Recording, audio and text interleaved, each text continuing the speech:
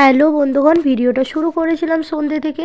তো এক প্লেট গরম গরম ডালিয়া আর সঙ্গে ডিমের অমলেট নিয়ে বসে গেছি। আমি চলে এসেছিলাম মেদিনীপুরে মাসিমণির বাড়িতে, কারণ সাহেবদার বিয়েতে আমি মাসিমণির বাড়ির এখান থেকে রেডি হয়ে তারপরেই যাব। তো আর কি বলবো, ভিডিওটা শুরু করেছিলাম তো বেশ সুন্দর, কিন্তু যেয়ে পরে এত মাতুনি করেছি, বিয়েবাড়িতে এত এনজয় করেছি, আর কোনো রকমভাবেই ভিডিও কন্টিনিউ করা সম্ভব হয়নি।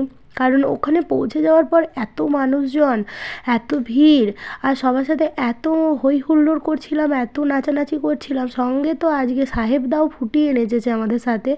এই যে দেখতেই পাবেন, গানগুলো দিলাম না, গানগুলো দিলে আপনারা যদি ঘরে ঘুমান না, ঘুম থেকে উঠেও নাচতে লেগে যাবেন, এরকম ব্যাপারটা।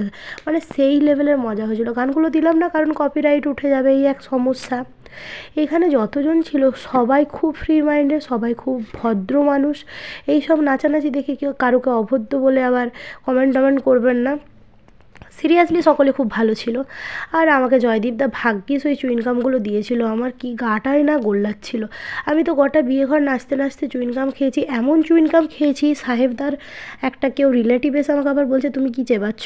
তারপর আমরা খাওয়া দাওয়া করে নিচ্ছিলাম। ভিডিওটা ভালো লাগলে লাইক করবেন। টাটা।